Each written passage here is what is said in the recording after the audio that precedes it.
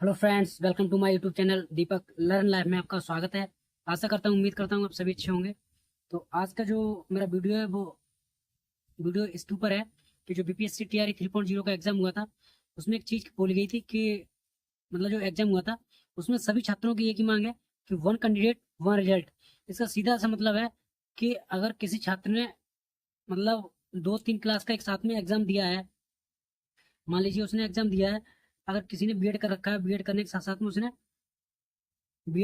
में उसने एग्जाम मान लीजिए किसी ने एग्जाम 1 से 5 और 6 से 8, 9 से 10 और 11 से 12, मान लीजिए कोई छात्र बीएड किए हुए है, तो इन तीनों फॉर्म डालने के लिए एलिजिबल होता है। इन तीनों फॉर्म डालने के लिए क्या होता है, एलिजिबल होता है।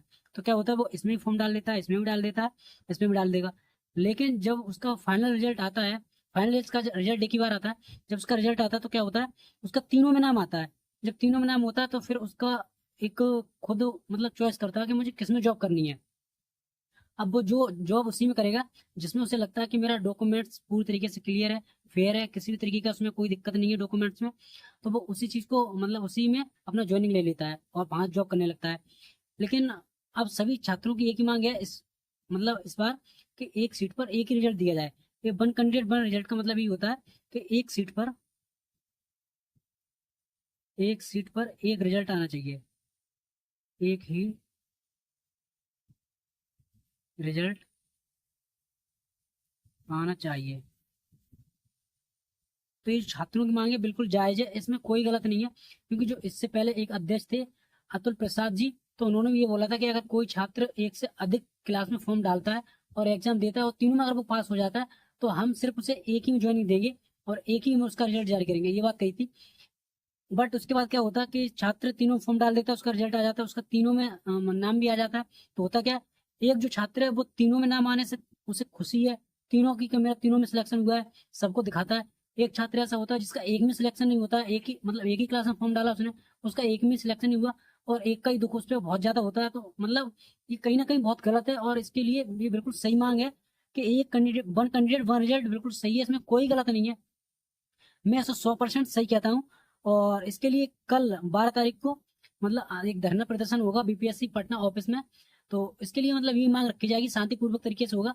तो मैं जितने भी छात्र हैं जो मतलब जो पटना के रहने वाले हैं, जो मतलब जितने भी पास के रहने वाले हैं, जो ज्यादा से ज्यादा पहुंच सकते हैं, तो कोशिश ये कीजिए आप पहुंचिए ताकि इसका परिणाम पॉजिटिव निकल के आए, यानी कि जो इसका पॉजिटिव परिणाम निकलेगा तो उसके लिए कहीं ना कहीं बिल्कुल सही रहेगा। तो हम यही कहना चाहते थे, मान लीजिए छात्र है, जैसे उसका इस पे एक पे सिलेक्शन हो गया, मान लीजिए कि छात्र का रिजल्ट आया, उसका इसमें भी हो गया, इसमें भी हो गया, इसमें भी हो गया, इसमें भी हो गया, लेकिन ज्वाइनिंग वो एक पे लेगा। मान लीजिए उसने इसमें ज्वाइनिंग ले ली, इस वाले में ज्वाइनिंग ले ली, ये दोनों सीटें क्या होगी, दोनों सीटें खराब होगी। मान लीजिए अगर वो इन दोनों सीट पर उसका रिजल्ट ना आए, किसी और छात्र का हो जाए, तो उस छात्र का भला होगा, उस छात्र को भी खुशी मिलेगी, उस छात्र के परिवार वालों को भी खुशी मिलेगी, उसका भी भविष्य बनेगा, उसके परिवार का भी भविष्य बनेगा। जो उसकी परेशानियां मुसीबतें, जो दुख दर्द है जो बचपन से झेलता है, थोड़ा बहुत तो कम होगा कम से कम।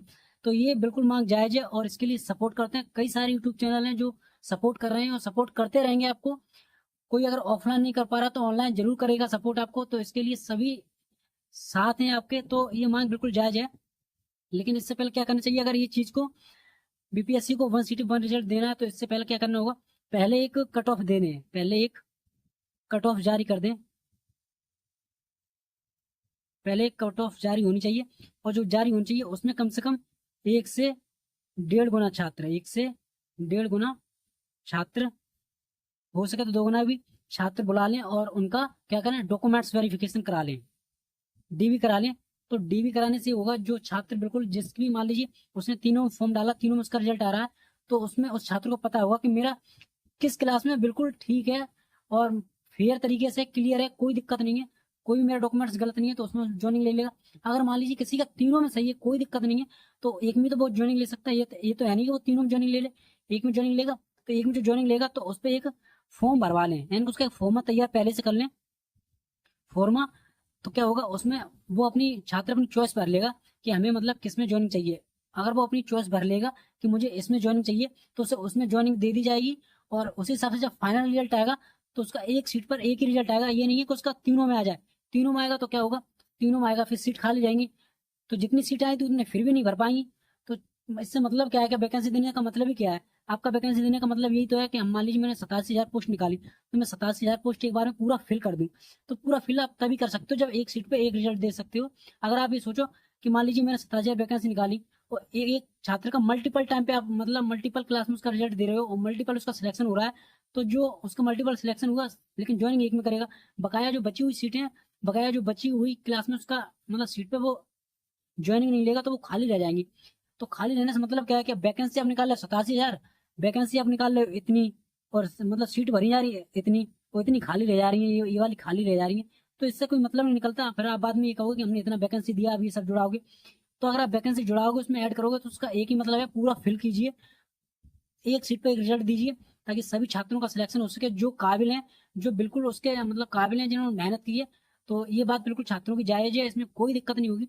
तो मैं सभी छात्रों से कहना चाहूंगा कि आप प्रेम से जाइए, आराम से जाइए, शांतिपूर्वक धरना कीजिए। और आपको जितने भी मतलब बिहार के जितने भी टीचर्स हैं और जितने भी छात्र हैं सभी आपको सपोर्ट करेंगे।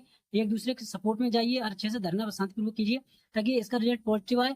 और कहीं ना कहीं बात बिल्कुल सही है, बात सही है तो सभी लोग बोल भी रहे हैं कि सही है।